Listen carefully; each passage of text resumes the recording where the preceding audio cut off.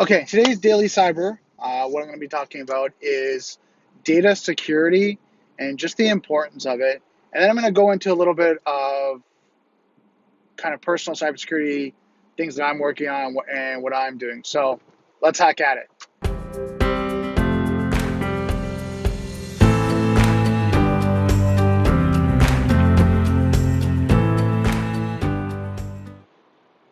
Okay, so let's talk about data protection. I'm finding as I'm reading more and more articles in the last week and a half, there's more discussions around data protection and securing company and personal data. So on both sides, when you're looking at individual data, right, that we have to personally protect, and then data that the companies might have that is their responsibility. So let's talk about personal data first and kind of data categories. So you're looking at like PII, which is personal identifiable information. So you're looking at first name, last name, mailing address, date of birth, uh, social insurance, social security number, depending if you're in Canada, United States. So just kind of that information, right? And you look even at health records, right? You're looking at, blood type, maybe even history of medical conditions, kind of that side. Then you look on the employment side. You're looking at a lot of the PII stuff. And on top of that, you're looking at, bank account information to be able to automatically pay you, maybe transit numbers. You're looking at benefit information and package. And also you're looking at beneficiary information and all that, personal information that you're providing to the company to provide your paycheck, your benefits, your health plan, all that great stuff. Maybe even you look at, you travel through the company. So things like that. And traveling, talking about that. So looking on the personal side, when it comes to social media and all the websites out there, there's so much personal identifiable information out there from your travel and your location, the people you travel with, anniversaries, dates, birthdays, from you, your friends, your family, just a lot of information's out there. So the article was talking about the amount of data out there is not the concern. It's how to control it and protect it. And control it, from my understanding, what they're talking about storage, maintenance of it, making sure that they understand what data they have, and then looking at security.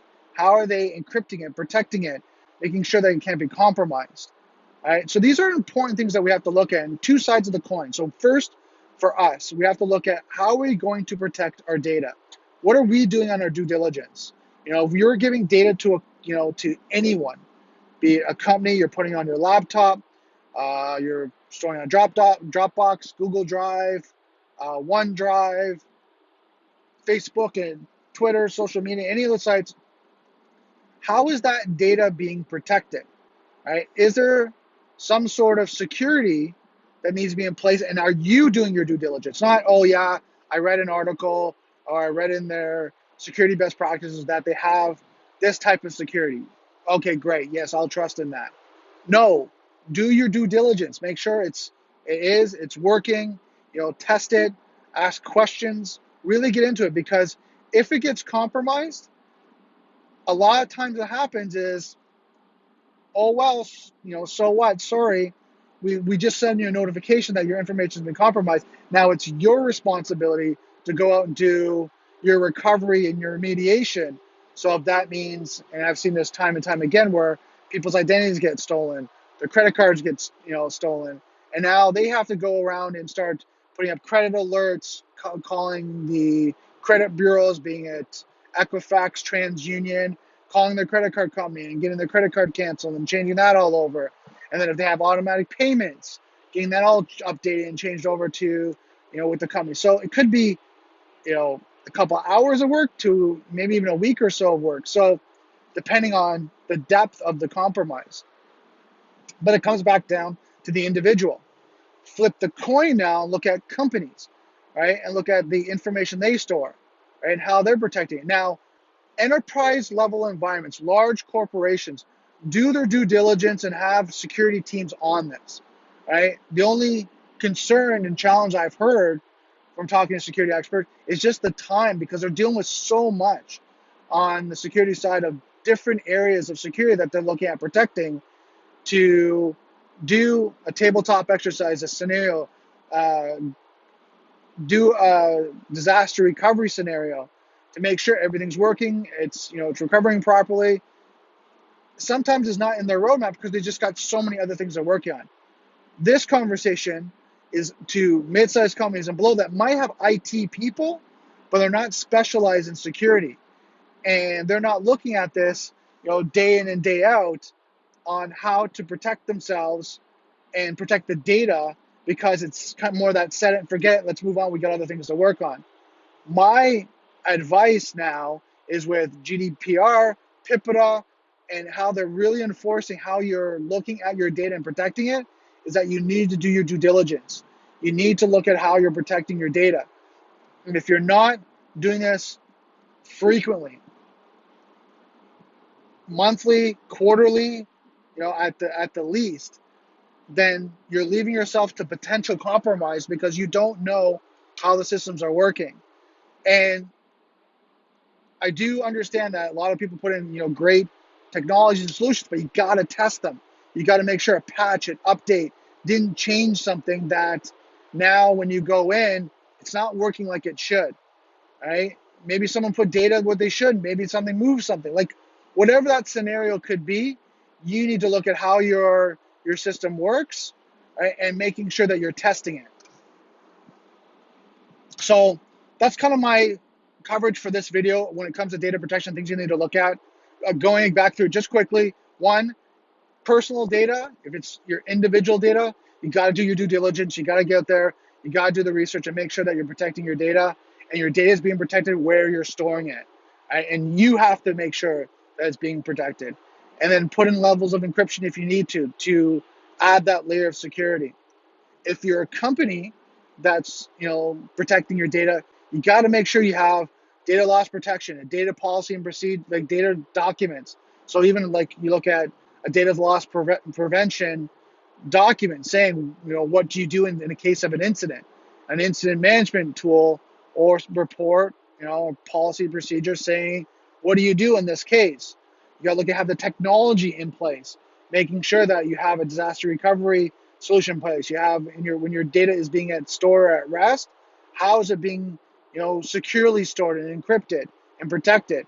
What's your backup strategy and solution? So all these great things that I know a lot of you know, but just a reminder to put it out there. Because in this article I was reading, it was really interesting to see that these are one of the main concerns with security going in 2019 is data, how to protect data, right? So these are some of my recommendations and just things that, if you're not looking at, you're really kind of putting on your roadmap for this year and you're making sure you're protecting. So that's it for data protection. I just want to leave you with that. And I wanted to go into a little bit of personal stuff when it comes to cybersecurity. So if you want to kind of chime out, all right, comment below, let me know what you think of the video. I'm just going to talk a little bit about kind of what I'm doing with cybersecurity and just things I'm doing moving forward. So you might have noticed in the last month and a half, I haven't been doing videos. And the reason why I haven't been doing videos is because a lot of great people, mentors, I've been giving, advice and recommendations in different areas, different directions, right, of what to do and, what to say in videos and what, area to cover. Well, it actually became overwhelming that I stopped doing videos because I was trying to reassess, like, how to do videos that way, whatever way that was. And it ended up to the point where it was overwhelming that I stopped. I said, okay, I got to stop doing videos and get back into why I started to do videos. And here's the key. Right, here's it for me. And each person has their own, journey through cybersecurity. This was mine. I found as I was going, and learning different technologies, different solutions, different areas in cybersecurity, my learning style was kinesthetic. So I had to actually physically do something. And my vehicle to do that was doing videos. So how I learned, how I absorbed information, reading articles, watching videos, doing for certification, was doing videos. And that helped me really kind of solidify what I was learning.